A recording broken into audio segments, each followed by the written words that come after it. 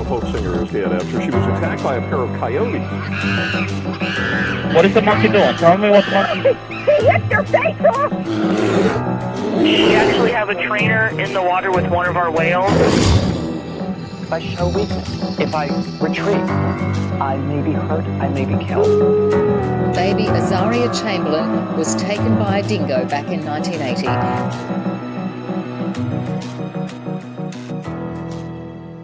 Hello, guys, gals, and my non-binary pals. Welcome back to another episode of Man It Is, the only true crime podcast on the entire fucking internet where all the killers are real animals, whether it's biting, scratchings, maulings, or clawings. We're here to talk about it. As always, I'm your host, James, aka Jimothy, aka Jimbalaya. I really hate my name. I don't like the name James. I think because I have a bit of a nasally voice, and maybe you've picked up on that before, I do have a bit of a nasal quality to my voice. James. I like a name with a strong ending. So from now on, let's call me something else. I'm going to be Jomb. Yeah, Jimb. People call me Jim. That's good. No, I don't actually like that at all. Welcome back, guys. It's been a little bit since I've seen you. As you've probably noticed over the last month or so, more and more episodes are being released fortnightly rather than weekly. And I think just being transparent here, I think that is probably going to be what's going to happen, at least for the next few months. I've got a lot happening in March and April. I've got a few shows coming up, a lot of work. Work is hectic. And also, your boy's getting wedded in April. So there's a lot going on, and my schedule is getting absolutely railed.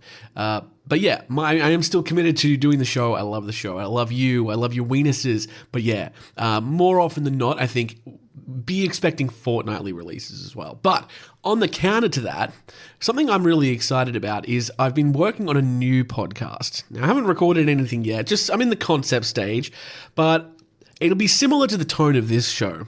But I'm thinking of starting maybe recording 5 or 6 episodes and banking them and then releasing them and just seeing how they go. But when that does happen, and I'll give more, warning for when that does happen. When that does happen, I'd love your support to head over to that podcast and listen to that, and let me know your thoughts. And if it doesn't go well, it doesn't go well. Same thing with this show. When I started this show back in was it 2021? Fucking hell. When I started this show way back when, I said, 10 episodes and we'll see what happens, and if no one's listening, then I'll just stop, and if it's going well, I'll keep going. I think the same thing with this one, but yeah, it's going to be another, not true crime, but another podcast that discusses morbid facts and curious incidences. So, keep an eye out for that. I'll hopefully be announcing something in the coming weeks/months about that show. But the other thing as well, is I've been I don't know if I want to co-host for that show. I feel like if I have a co-host for that other show, it'll help differentiate it tonally from this one. But yeah, we'll see. I wanted to kick off. Oh God. Okay. I was going to say something else, but I'm going to bring up, my shoulder is so bad. I've injured my shoulder somehow. I did do a play a couple of weeks ago where I was hanging from a bar for a few seconds each night. And I think maybe I've done something there. I'm seeing a physio on Friday, but God, it's painful, but it's not the kind of pain that's always. It's only when I move my arm in a certain direction, and then I remember, oh yeah, you're injured, and it hurts a lot. So if you hear any wincing or pops and cracks coming from my shoulder, that's what that is. Yeah. Before we move on to the main story, I did want to talk about a couple things. Just wanted to shout out a couple comments on the Spotify, as we talked about a few weeks ago. You can do comments. You can leave comments on Spotify, and the last 2 episodes had some good ones. A while ago, one of the comments called the episode a yum episode, and I didn't know if it was a translation, but a couple other people have chimed in on the Bulls and Blood and Broken Bones episode 121. Saying another yum episode, and another person says, I like it, this tasty, which is great. It says, I like this, it tasty. I love that. I think that could be our new thing that we do in this community. So from now on, regardless of what I post, if it's on Instagram or on Spotify or anywhere you can leave a comment, I want you to, and you can do it right now, go to the most recent post on Instagram or wherever it is, and you can comment like reviewing it as if it's food. I think that'll be really funny for people who don't listen to the show and are just sort of seeing it from the outside. They'll think that a bunch of bots have been paid to comment on my show, but they've been given the wrong information and they think it's like a podcast about food. So do that. I think that'd be really, really funny. So I'm looking forward to seeing some more yum comments. Delicious episode. This is yummy. Make more. It fills my rumbling tummy, that kind of stuff. There was another comment which was not to do with food, but it was very sweet. This person said, this is like 3 days ago, on the most recent episode about the killing of Cecil the Lion. This person says, Jimothy, I asked for the Birdie guest appearance and I was not disappointed. I got tired of seeing a stray kitten living on the streets at my university, so I just grabbed her with my bare hands, ouch, and brought her to the vet. I have had her for 3 months. She's a little man-eater. She pretends to be good in public to discredit my claims that she is a menace. I can so relate to that. Anyway, I'm teaching her to fight so she can beat the Chumpawat Tiger's record. Very good. Yeah, I can totally relate to a cat being really nice to everybody else and then mean to you behind closed doors. Yeah, well done. Yum comment. That comment was delicious. All right, let's go on a trip to Asia. Today we're talking about the most deadly animals in each Asian country. There are a lot of Asian countries, more than I even thought. My geography knowledge kind of blurs when you get to that Asian, African, European melding pot kind of in the middle. And there's countries in Asia that I didn't realize were in Asia. And now that I think about it, like I view them as like, oh, like it's like Syria, for example. I'm like, oh, Syria, that's in the Middle East. But of course, the Middle East isn't a continent. Like it has to be on a continent somewhere. And yeah, it's in Asia, apparently. So there's a few like that. So we're going to do an episode where we go alphabetically through all the countries in Asia. We talk about the most deadly animal in each one. And you know what? Just as a little bit of fun for you, so you learn a bit more, I actually have curated an interesting factoid, non-animal related factoid about each country as well. So hope you're looking forward to that. So let's do it. Hop on a flight, pack your chopsticks. Don't pack. They already have chopsticks, and let's do it. Let's talk about Asia's most deadly.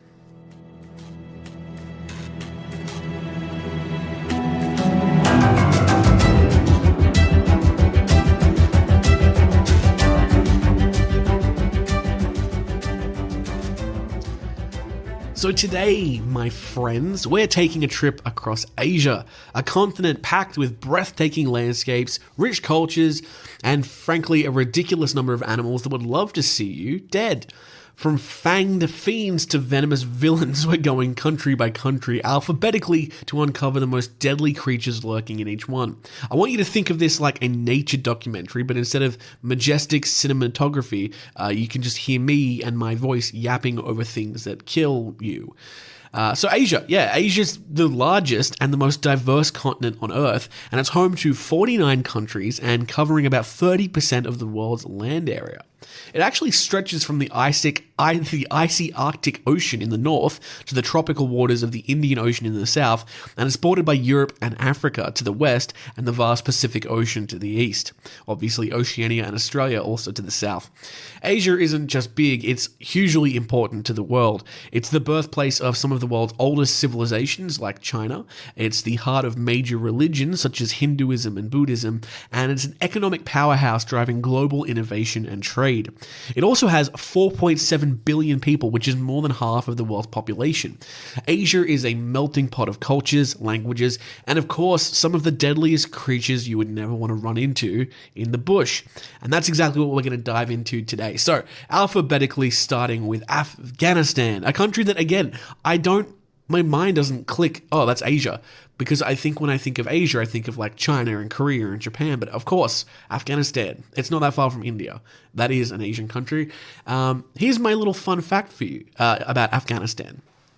So the Babur Gardens, spelled B-A-B-U-R, the Babur Gardens in Kabul, built in the 16th century, are a significant historical site.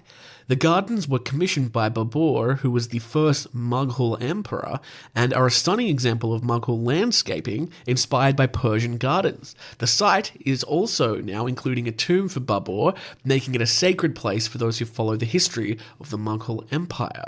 So let's talk about what the deadliest animal in Afghanistan is. There are quite a lot of options, but the Caspian cobra is the one that comes out on top. Spoiler alert for the rest of the list, by the way. We're going to have a lot of snakes. That's just the way it is. I did think about, eliminating snakes and trying to make it a bit more diverse, but then it just wasn't accurate. This is the, this is the truth. The snakes rule Asia, basically. One other thing I'll say as well, I did exclude from, the death tolls any results that included humans, mosquitoes, or dogs, because humans, mosquitoes, and dogs kill a lot more people than most animals do. But then if we kept them in, every single country would be like dogs, mosquito, a human. Yeah. Anyway, so the Caspian cobra. This is a snake that doesn't like to waste its time. With its venom, it's packed with neurotoxins. This cobra can paralyze and kill in hours if not treated immediately. The Caspian cobra does have a bad reputation, and for good reason. Unlike many snakes that like to slither away when you approach, the Caspian cobra prefers to strike first and ask questions later. Its venom doesn't just cause swelling, it actually attacks the nervous system, making you feel like you're suffocating. It's not exactly the kind of guest you would like showing up at your garden party in Afghanistan. If you're having a garden party in Afghanistan, I don't know if that's the kind of place to have a garden party. I don't know much about Afghanistan, apart from the Babur Gardens and the Caspian Cobra. Moving right along to number 2, Armenia is the next one. And the interesting fact about the Armenians, or the Armenian country, is that Ironry 1 Cave in Armenia is home to the oldest known winery, which dates back to 6,100 years ago. Archaeologists discovered wine fermentation vats, grape seeds, and even pottery that was used for wine storage, making this one of the most significant archaeological discoveries in the field of ancient wine crafting. I'm not much of a wine guy, and I don't know, is there a limit to, you know how you age wines and stuff? Is there a limit? Like if you found a 6,100 year old bottle of wine, would that be really good or just really poisonous? I don't know. Speaking of poisonous, the most deadly animal in Armenia, it is another snake. It's the Levant viper, and that animal is going to come up here and there throughout this list. The Levant viper, it looks innocent enough with its chunky body and its camouflage scales, but don't be fooled. This sneaky serpent has enough venom to ruin your day, and possibly your life, by killing it.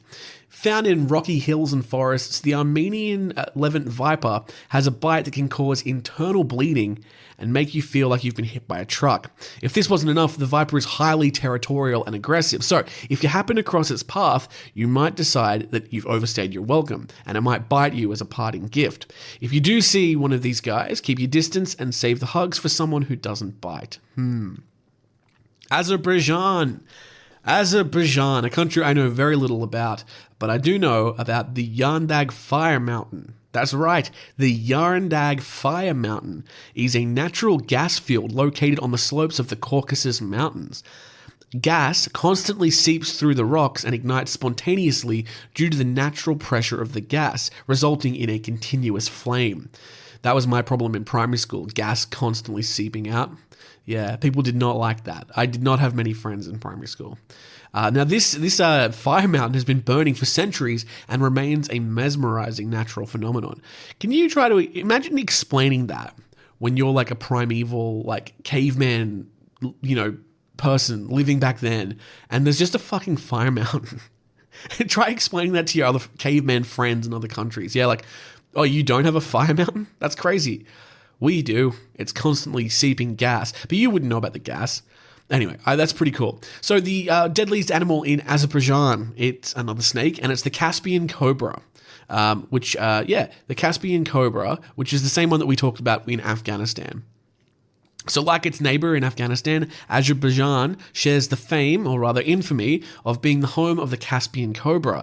And these cobras are not known for making friends. They are known, however, for their intimidating hoods and their lightning-fast strikes. They can deliver a venomous punch that targets your nervous system and leaves you gasping for air.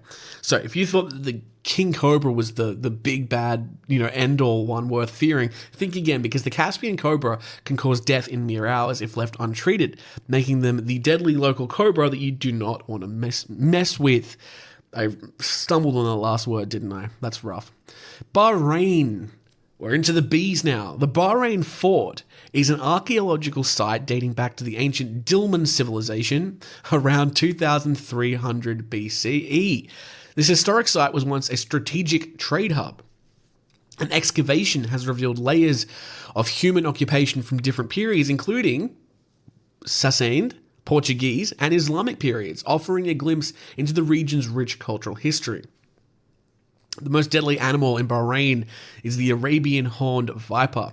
Bahrain's Arabian horned viper is a creature with a few tricks up its sleeve. Not only does it have these cute little horns, which, let's face it, make it look like it belongs in a fantasy novel, but it's also known for its sidewinding technique. When this snake moves, it doesn't slither, it sidewinds, meaning that it moves like it's sliding across the sand in a zigzag pattern. But don't let its cute little horns fool you. The venom of the snake can cause significant pain, and it has no problem using it if it feels threatened.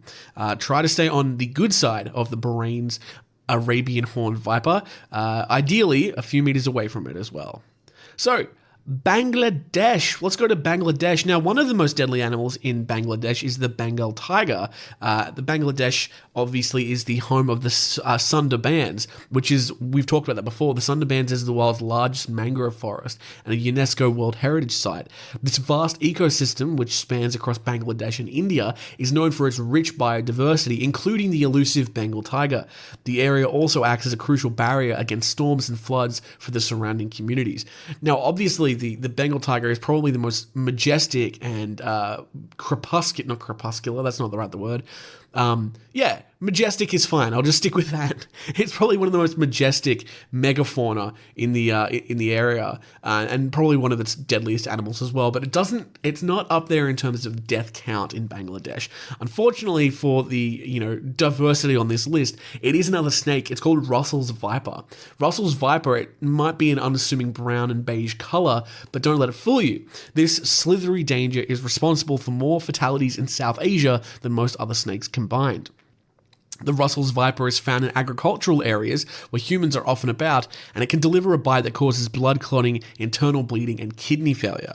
So one of the reasons this snake has such a high kill count is because it lives in areas where humans are around. So a lot of times an animal might be super deadly, but it doesn't live near people, so it doesn't really get the recognition it does. But the Russell's viper definitely does. So experts really, really warn you to try to keep a safe distance if you are in Bangladesh and you are working out in farms, because the bite is not messing around. It will knock you out. Let's go to Bhutan. Bhutan, and this is the first time we're going to have a non-snake on our list. Bhutan's gross national happiness, GNH philosophy, began development in the 1970s, measuring the well-being of its people through its 9 domains, including psychological well-being, education, and ecological diversity, rather than economic output. This approach has gained international recognition as an alternative model for national success, focusing on sustainability and happiness over material wealth. I really like that. So instead of using like a GHP, is it GDP? GDP, gross domestic product, they do a gross national happiness. And I actually think that's a great way to measure a country's success. Obviously, if you're a country with a high GDP, your gross national happiness is going to be high as well. But I think that it does discount a lot of these smaller countries from, being included in, the top 10 lists of successful countries. So good job, Bhutan. Bhutan, I'm pretty sure, has a cool orange dragon on their flag too.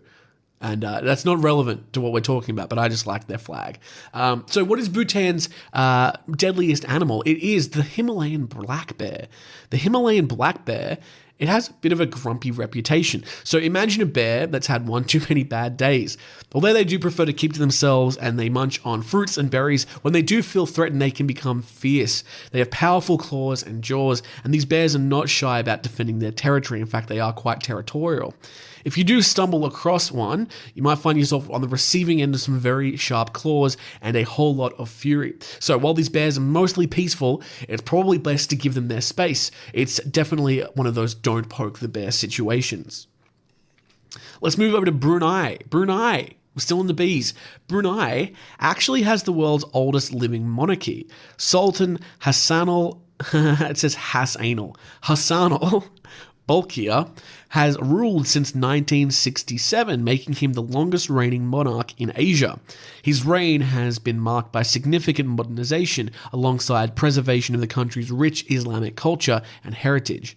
The Sultan also remains one of the wealthiest monarchs in the world, largely due to the country's vast oil reserves. Ah, yes.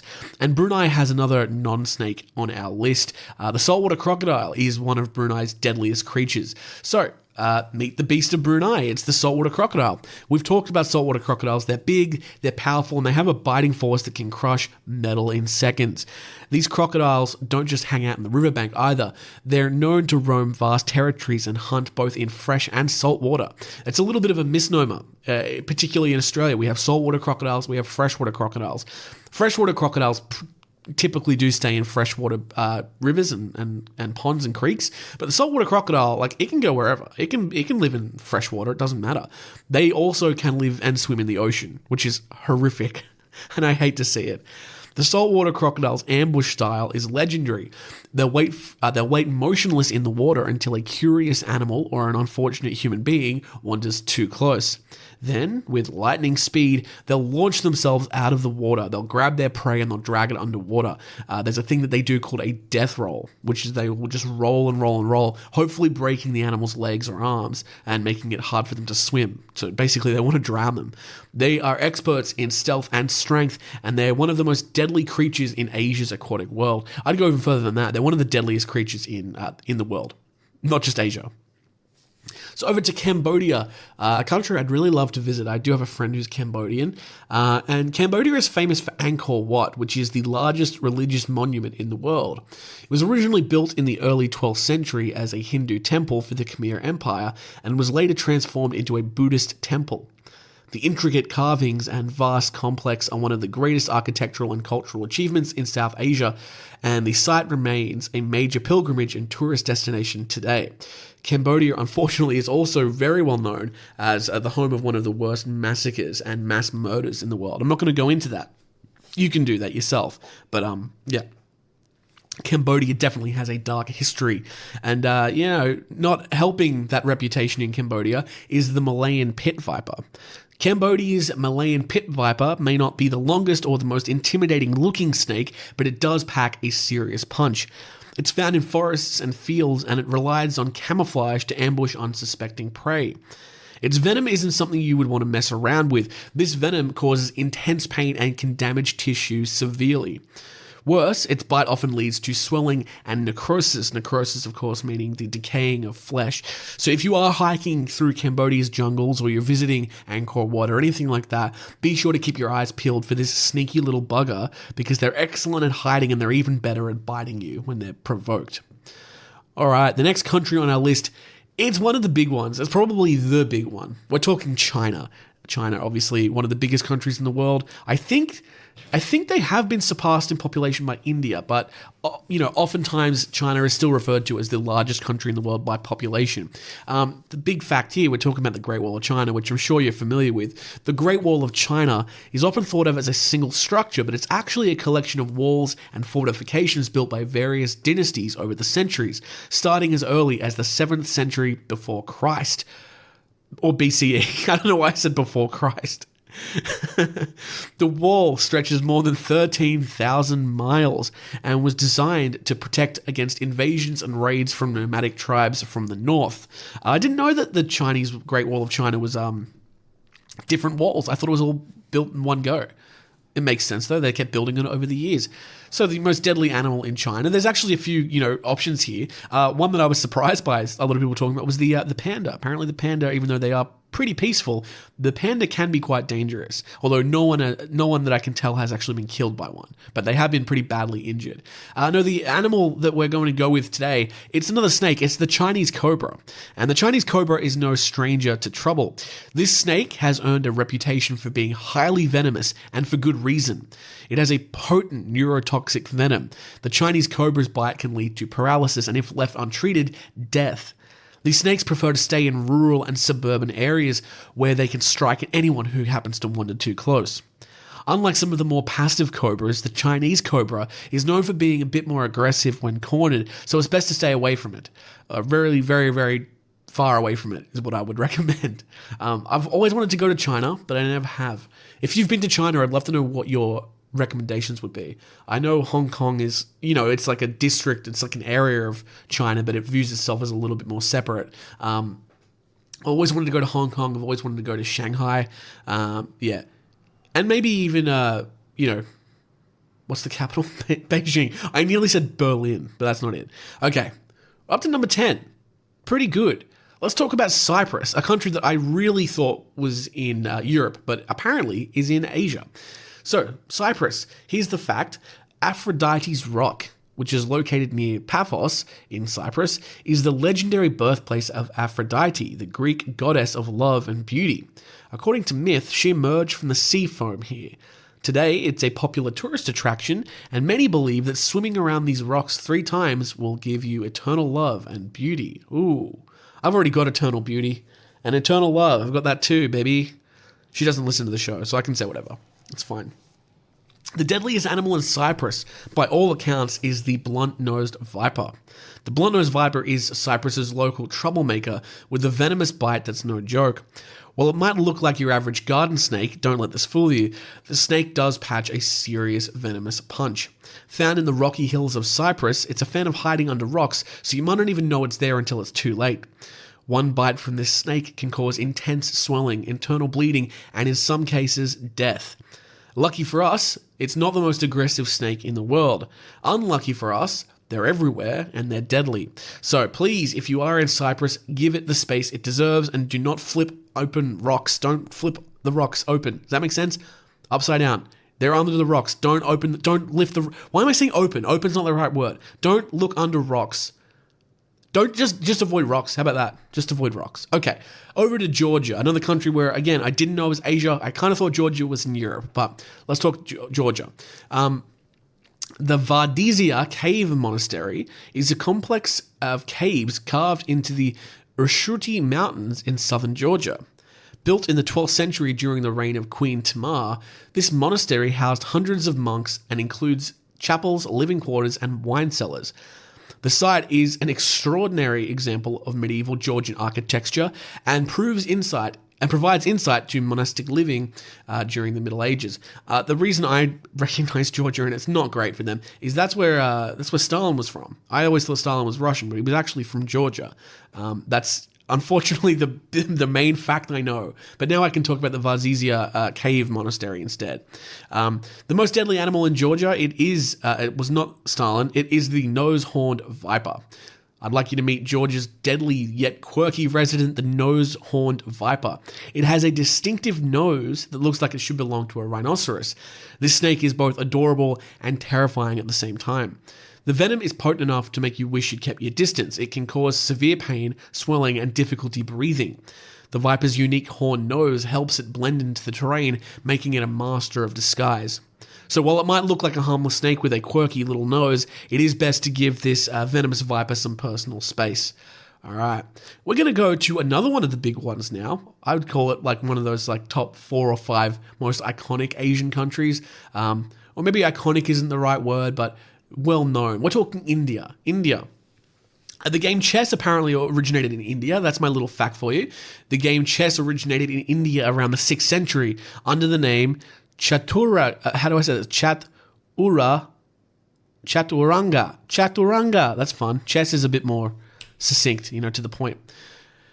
It was later modified in Persia and then spread to the Islamic world, where eventually it evolved into the modern form of chess that we play today. The game's strategic depth and complexity make it one of the world's most enduring and widely played games. The Indian cobra, no surprises here. The Indian cobra is the most deadly snake in India. It's one of the most iconic snakes in the world thanks to its starring role in snake charming. However, do not be fooled by its dramatic flair and its hypnotic hood. The snake's venom is deadly. A single bite from an Indian cobra can lead to paralysis and death if not treated very swiftly. Despite its connection to the snake charming industry, it's best to admire these iconic creatures from a safe distance as the venom targets nervous systems, making it highly lethal. It's the dramatic diva of the snake world with a deadly twist. Let's go to Indonesia, a country I'm quite familiar with. I haven't been there, but it is located quite close to Australia. And actually, in primary school, we had to learn Indonesian. Terima kasih, Ibu. Nama saya James. That means I really want a donkey dick in my bum. Anyway, Indonesia is made up of over 17,000 islands. That's a lot of islands, stretching over 5,000 kilometers. It's the world's largest archipelago country, or archipelagic. Is that how you say it? Archipelagic country. And its diverse landscapes include tropical rainforests, beaches, and active volcanoes. The country also has one of the highest levels of biodiversity on Earth, with rare species including the Komodo dragon. And that is going to be the deadliest animal that we're going to talk about today in Indonesia, the Komodo dragon. It's a giant lizard that could eat you for lunch and probably wouldn't even break a sweat doing it, although I don't think lizards can sweat. These lizards can grow over 3 meters long and are the world's largest living lizards.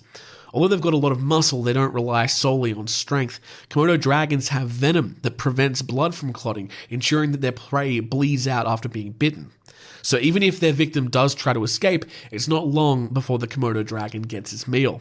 While these dragons aren't out to chase humans, they don't want you to get too close because you will get bitten and you will potentially die from it. Yeah, Komodo dragons are awesome.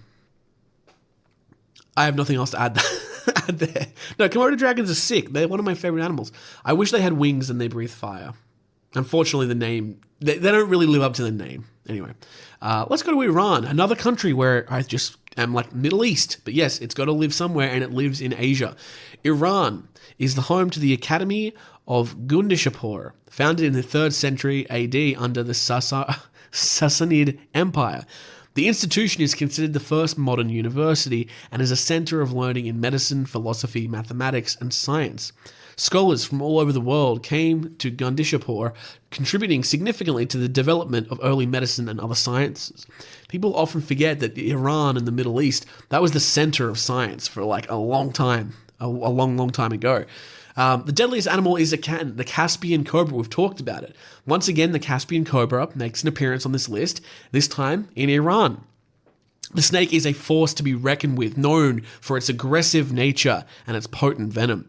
Its venom targets the nervous system and can cause paralysis in moments. While it shares the same venomous traits as other cobras, the Caspian cobra is particularly feisty and territorial. So if you're in its neck of the woods, be aware. The venomous bite of the Caspian cobra is no laughing matter, and it won't hesitate to strike if it feels threatened. Think twice before attempting to charm this one. Over to the neighbor, Iraq. Ancient Mesopotamia, located in modern-day Iraq, is often referred to as the cradle of civilization. It was in Mesopotamia that the first systems of writing, including cuneiform, were developed around 3500 BCE. This region also saw the rise of the first cities, legal codes, and many other fundamental advances in human history. The deadly animal we're talking about for Iraq is the desert horned viper. Iraq's desert horned viper is about as sneaky as they come. With its horns that look like something out of a fantasy book, it spends most of its life buried in the sand, waiting for its next meal to wander a bit too close. These vipers are highly venomous, and a bite can cause serious pain, swelling, and positively life-threatening symptoms. They're not necessarily aggressive, but if you do happen to step too close to one while trekking through the desert, you might regret it when you get a venomous surprise. Pro tip, when in desert regions, avoid sand traps, because that's exactly where these vipers love to hang out. Sticking with the Middle East, we're going to Israel. In Israel, this is a fun fact for Israel, the Dead Sea, which borders Israel and Jordan, is considered one of the saltiest bodies of water in the world, with a salt concentration of more than 30%. This high salt content makes the water so dense that people can easily float on its surface.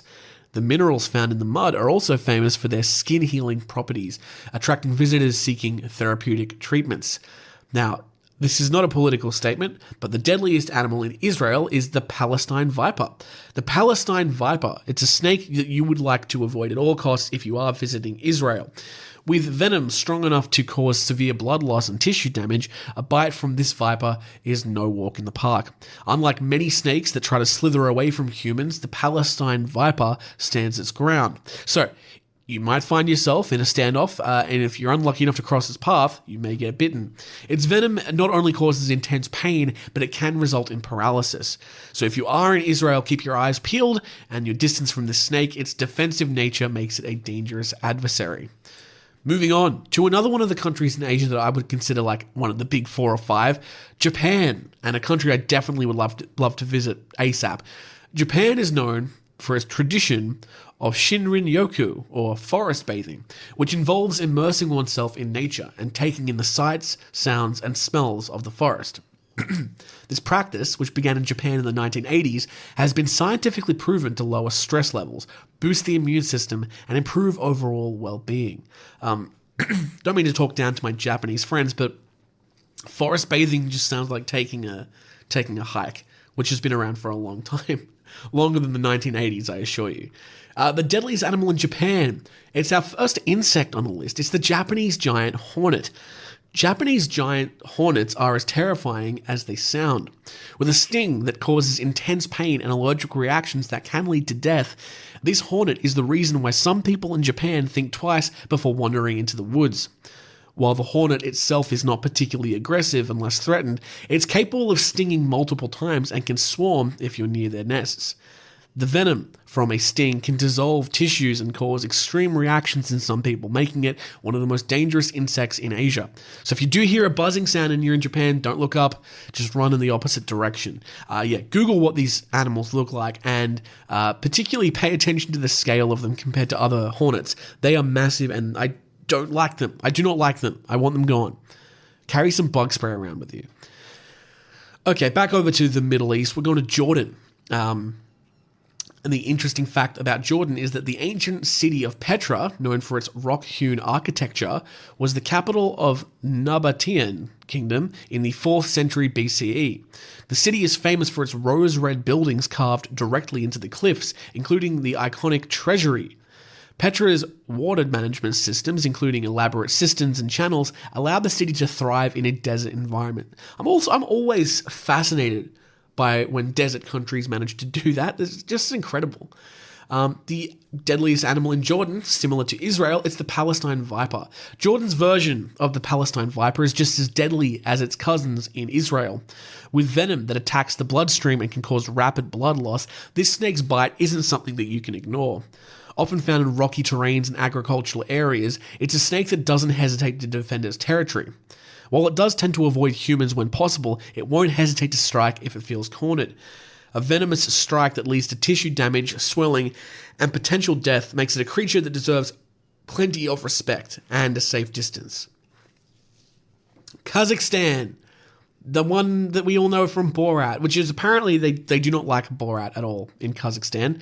That movie did not apparently depict Kazakhstan in the best way or accurately at all. So Kazakhstan is the world's largest landlocked country. I didn't know that. It spans more than 2.7 million square kilometers. It's also home to the Kazakh steppe, the largest dry steppe, and is known for its vast natural resources, including significant deposits of oil, gas, and minerals. It's also the greatest country in the world, and all other countries are run by little girls. That's their national anthem. Anyway, the Central Asian cobra is the deadliest animal in Kazakhstan. It shares a familiar venomous reputation with its Caspian cousins, and it's just as deadly. Like most cobras, it has an intimidating hood that it can flare out when it feels threatened, and it's not afraid to use its venom if you get too close. The Central Asian cobra's bite can lead to paralysis or even death if you're unlucky enough to encounter one without immediate medical attention.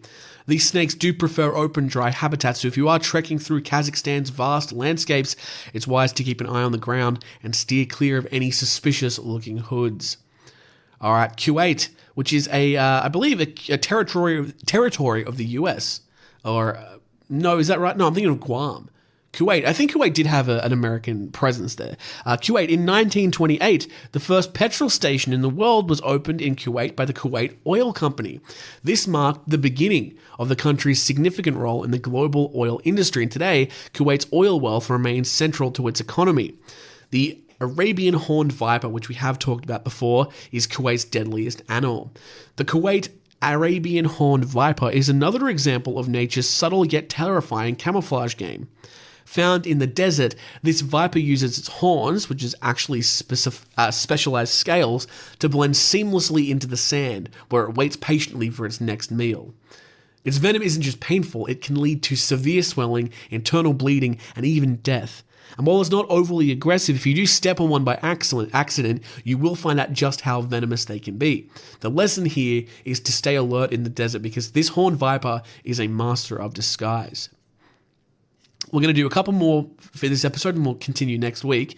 We're going to go to Kyrgyzstan, which is apparently different to Kazakhstan.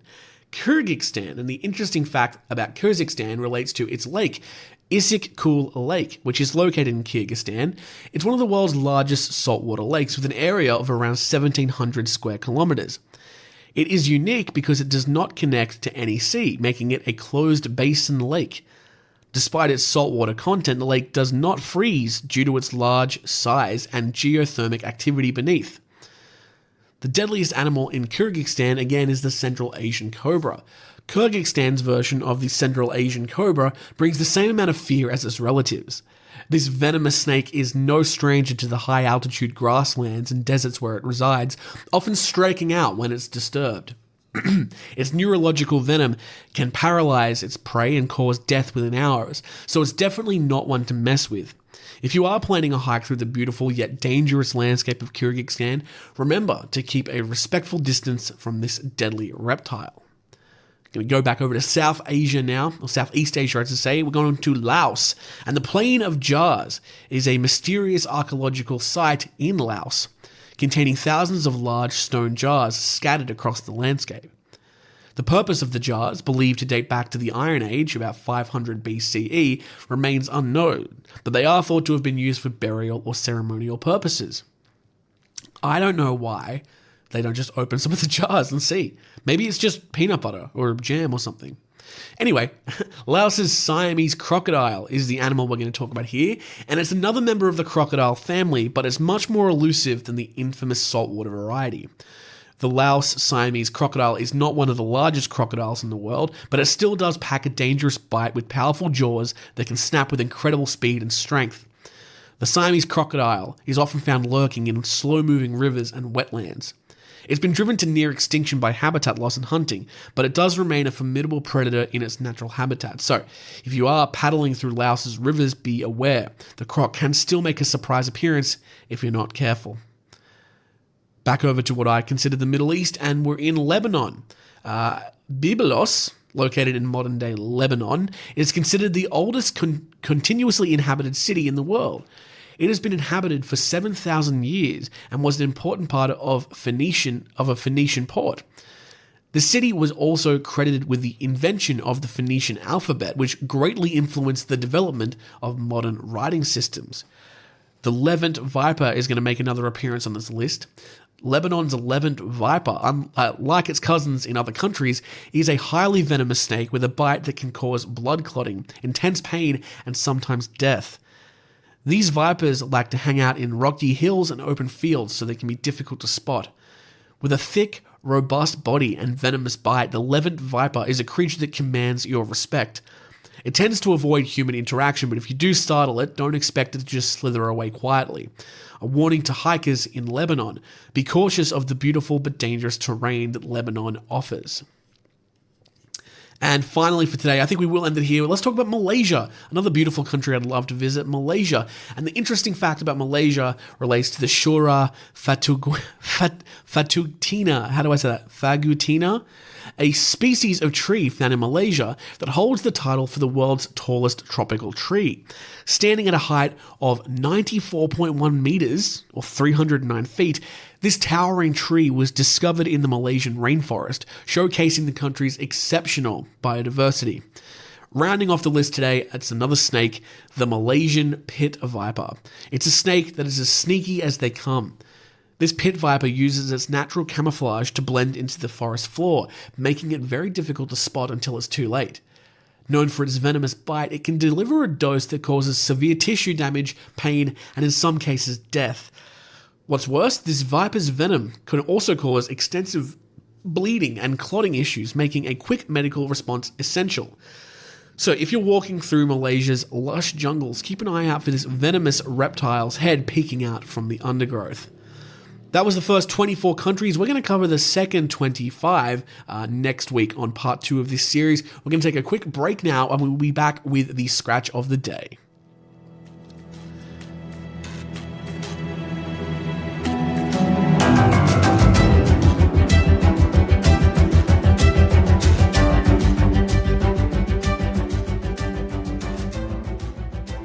I hope you had a good break. I forgot to tell you to go do a wee. So if you did forget to do that, sorry.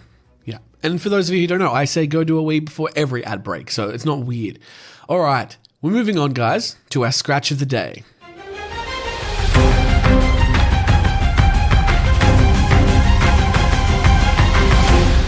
You know what this is. It's the segment of the show where we talk about animal attacks that have occurred in the news and we chat them up, starting with a attack pretty close to home for me, although I guess it is 7 hours on a plane, so it's not that far, not that close. A surfer is missing after being attacked by a massive shark in chest-deep waters, reports say.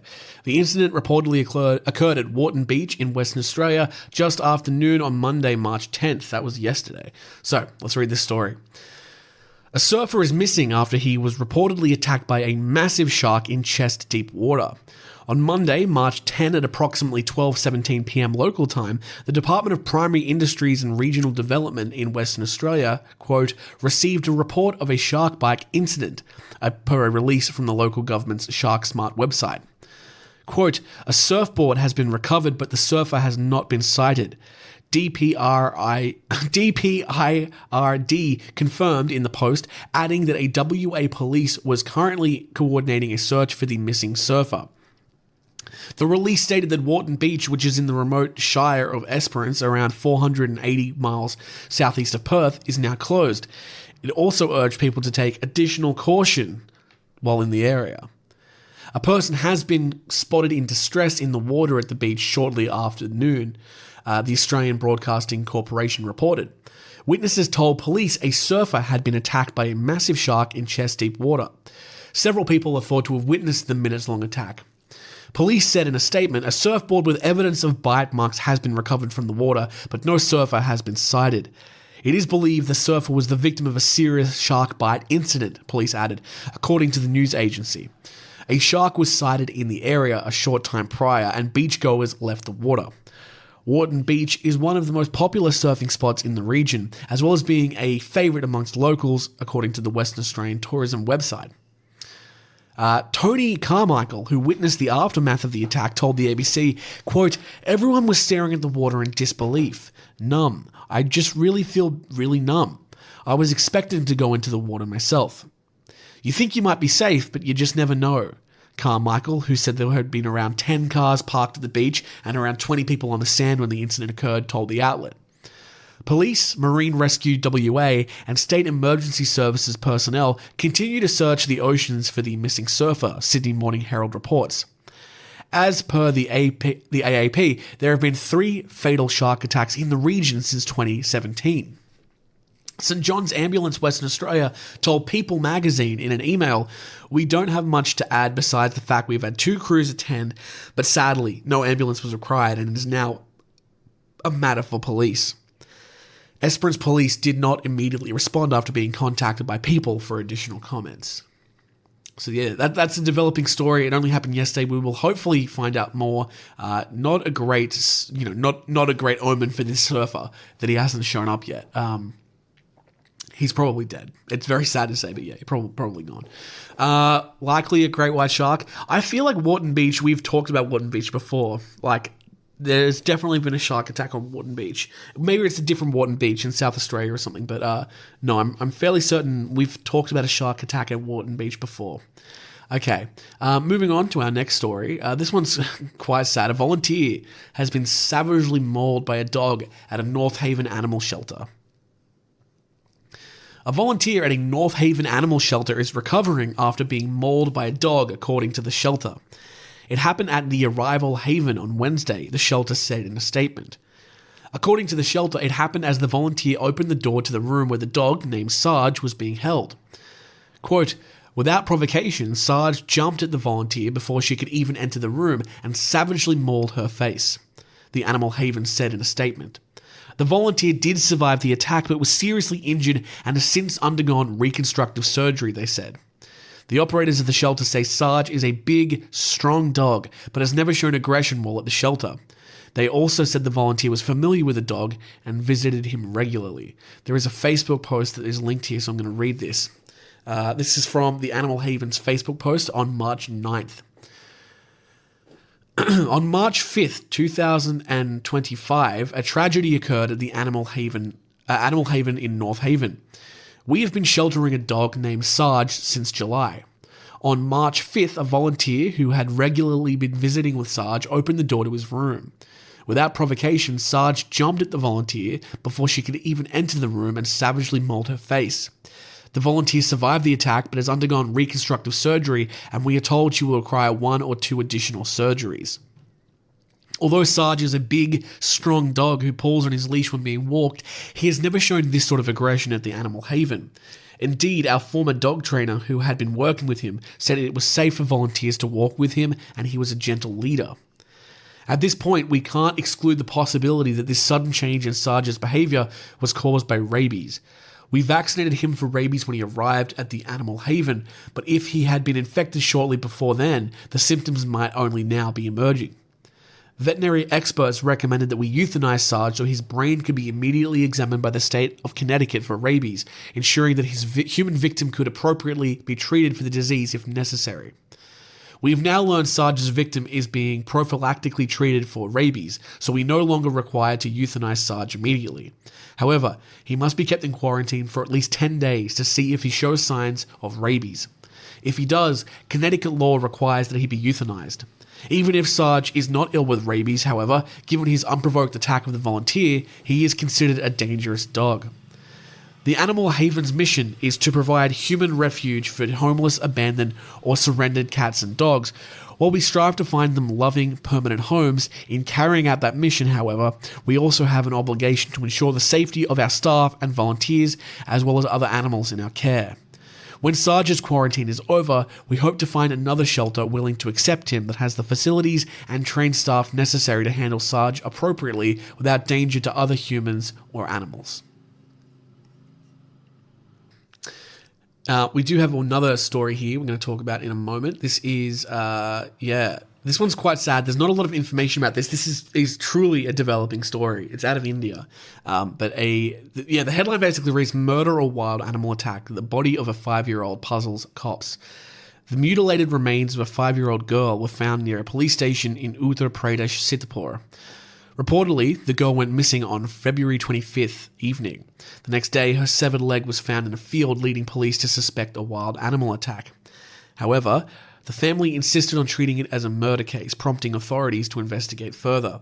We do have some updates that have actually popped in quite recently while I've been recording.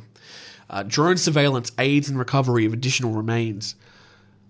Drone surveillance proved helpful in recovering more body parts from nearby fields on February 27th. These included a severed leg and the upper torso from chest to head. Forensic teams collected samples and the remains were sent for post-mortem examination. The post-mortem report revealed the girl had been strangled to death, contradicting initial suspicions of a wild animal attack. So there you go. Okay, well, then it's not relevant to the show anymore, but I'm going to keep reading the story anyway. There have been arrests made. Multiple suspects are being interrogated and 3 have been arrested. Surveillance teams have been deployed to assist in the ongoing investigation. The police are now treating this as a murder case after the victim's family insisted on investigating it as such and revealing it in a post-mortem report. The local MLA and State Women Commission member, Priyanka Mura, visited the grieving family. They assured them of prompt and strict action against those responsible for the crime. The assurance from local leaders comes as the police continue their investigation into this tragic incident that has shocked the community of Sitapur, Uttar Pradesh. Okay, super sad. We've been cleared of any animal wrongdoing here, which is good. But yeah, obviously not not great for anyone involved. Final story, a potential wanker of the week or dickhead of the day. Can't remember what we were calling it. But Rhiannon has sent through. Rhiannon's becoming my research assistant here, sending me through the best stories. So thank you so much to them. This is from Rhiannon, and they say, "Hello again, Jimbo. Was surprised and flattered to get a shout out in the last scratch of the day. The lion story was particularly insane. They're referring to the guy who got eaten by a lion in the zoo." Unfortunately, this story might be a wanker of the week. It's hard to actually find local news coverage because it's all ongoing, but I'll summarize it as I can. This is all written by them, so I will give full credit to them. I haven't researched this at all. Okay. On the 1st of March, a man posted to several rat ownership groups about a situation in Ohio where his abusive partner had just been jailed for domestic violence. He'd previously reported her for animal abuse as well. She had also bred rats, ostensibly with the intention of selling them, but they were in too much of a bad condition to ever be sold and just kept multiplying. From a single breeding pair, she went into hundreds, maybe escaping and interbreeding with local wild rats. They were fighting, they were getting sick, they were cannibalizing each other out of starvation. It was an absolute horror fest. The man initially said he was looking for people or rescuers who wanted the rats for free, just so they could get better, and so that he could get better. But whether it was his ongoing mental health issues, which have been indicated to be serious, or the amount of horrified and sometimes abusive comments he got in reply, before too long, he went into lockdown. Wildlife and rodent animal rescue, the Pipsqueakery, oh wow, went from Indiana to Ohio to help him, but on the 2nd of March, they were only able to collect 87 rats before he stopped them from taking any more. Of those 87, one had passed away by the time rescue volunteers got it back to their base, and another one had to be euthanized, but the other 85 immediately started getting help. As of today, March 5th in their time zone, there is a team of local law enforcement, health department, and local friends and volunteers, a very kind caseworker at PETA, and of course the Pipsqueakery staff looking to save the remaining 200 plus rats. They have over 100 of them, but there's still probably that many again. A lot of the drama seems to have happened in the private Facebook groups, or groups that have understandably gone private because of what's happened. But the rescue group, the Pipsqueakery, have been doing multiple updates a day. They've linked me there. Their first post was on March the 1st. There will probably be more posts by the time you've recorded the next episode. Okay. And then they say the ex-girlfriend is definitely a wanker of the week. This guy is a complex case, both victim and accessory to crimes. Insane ongoing story. Thank you very much, Rhiannon. I'm just gonna click that link to the Facebook and see if there's anything we can look at. Yeah, that's crazy. That's oh my god. Just having thousands of rats. That's awful. I'm scrolling through their Facebook and there's not a lot. But yeah, thank you for that. We'll call that the scratch of the day, and we'll call that the episode as well. Thank you to everyone for listening. Thank you for sitting through. I shouldn't say sitting through. Enjoying the Asia's Most Deadly series. We'll continue that in the next episode. I'll either be back in a week or in a fortnight. And as I said at the outset, keep an ear out for any news of a new series. Don't worry, Man-Eaters isn't going anywhere unless the other show takes off.